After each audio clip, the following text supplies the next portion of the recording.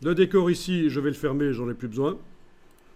Je travaille sur l'image originale du loup.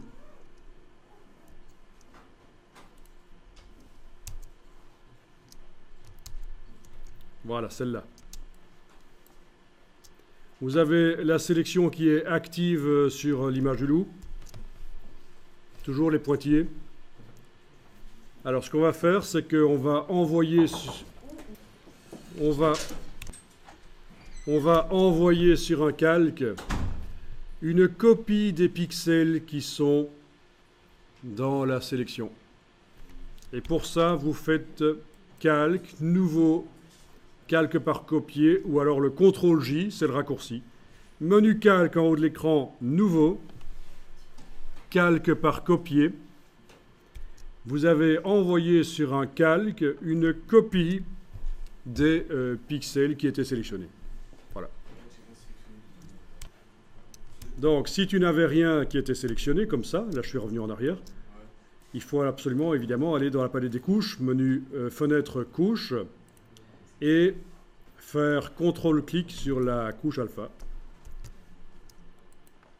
Il faut s'assurer que RVB est activé, on travaille sur les pixels du loup. Voilà. Et ensuite, ça va se passer dans la palette des calques, mais ça se contrôle par le menu calque en haut de l'écran, calque nouveau, calque par copier, calque nouveau, calque par copier.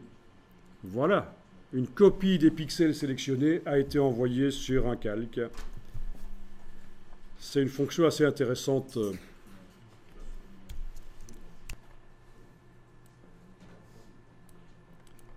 Ok, alors entre le calque d'arrière-plan et le loup qui est entouré de transparence, c'est la transparence, le damier dans Photoshop, hein, parce que le blanc est une couleur, on ne peut pas montrer la transparence avec du blanc dans Photoshop, donc on le montre avec le damier.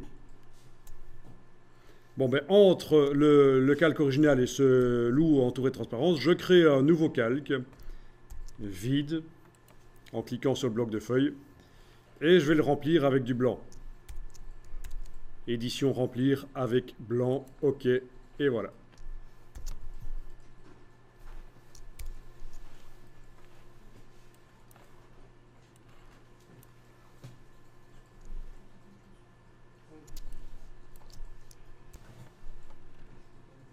Oui, donc évidemment, si on a la couche alpha qui est restée affichée, le blanc, bah, il apparaît rouge. Logique, hein. Donc il ne faut pas avoir la couche alpha qui est restée affichée dans la palette des couches. Bien, alors ce qu'on va faire ici, c'est créer des ombres sous le loup. Je sais qu'il y a des problèmes au niveau des pattes, c'est pas génial, mais bon, on va faire avec. Ou alors on essaye de régler le problème.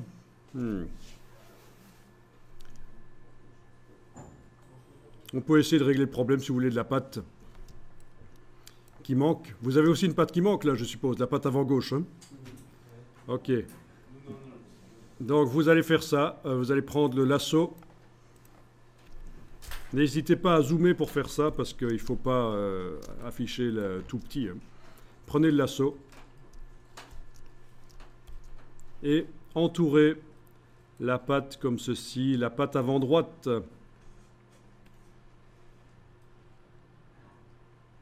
Comme ça, voilà.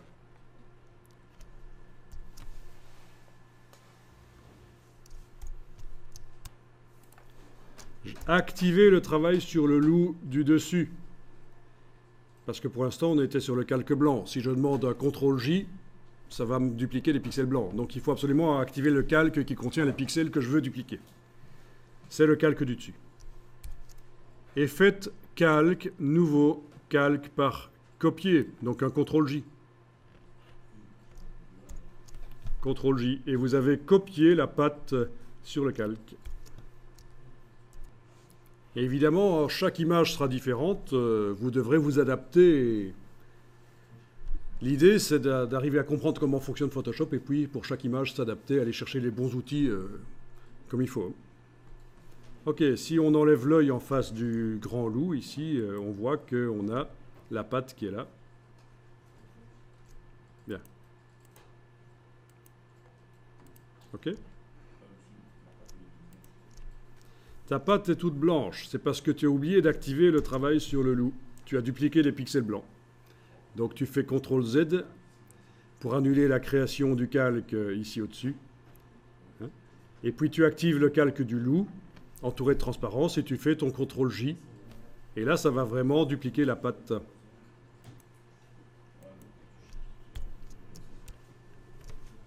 Alors, j'ai besoin d'une deuxième patte. Je vais dupliquer ce calque-là. Je l'amène sur le bloc de feuilles. Voilà, j'obtiens une copie. Donc ça va, on a deux pattes. Hein. Bien, on va les bouger. Celle-là, on va tenter de la bouger. Voilà, vous la voyez? Ça va devenir la patte de gauche. Haha. Ben oui. Ça va devenir la patte de gauche qui est derrière la patte de droite. Après, avec la marionnette, on peut modifier un peu ses proportions pour qu'elle ait l'air un peu différente, l'écraser, mais on ne va pas aller jusque-là ici. Hein.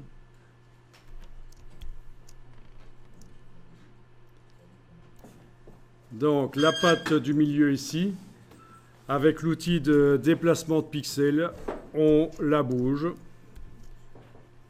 On peut aussi faire de la transformation manuelle dessus, de la marionnette pour la faire différente de l'autre patte, mais pour l'instant, si déjà vous arrivez à la déplacer pour que ça donne l'impression que c'est la patte de gauche, c'est pas mal. Ok, on va prendre la gomme et faire un peu de correction ici. Encore une fois, ça va être du destructif et plus tard on verra qu'avec un masque de fusion, on peut obtenir la même chose en non destructif, c'est-à-dire qu'on peut faire réapparaître les pixels qu'on a gommés. Mais ici, on ne pourra pas. C'est du destructif, ce qu'on va faire ici avec la gomme. Vous avez la gomme. Ça se règle comme un pinceau. C'est CTRL-ALT et clic droit du PC. Je fais une gomme à bord flou.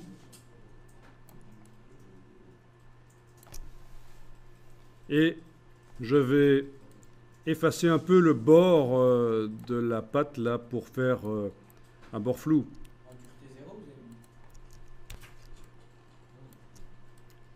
Voilà.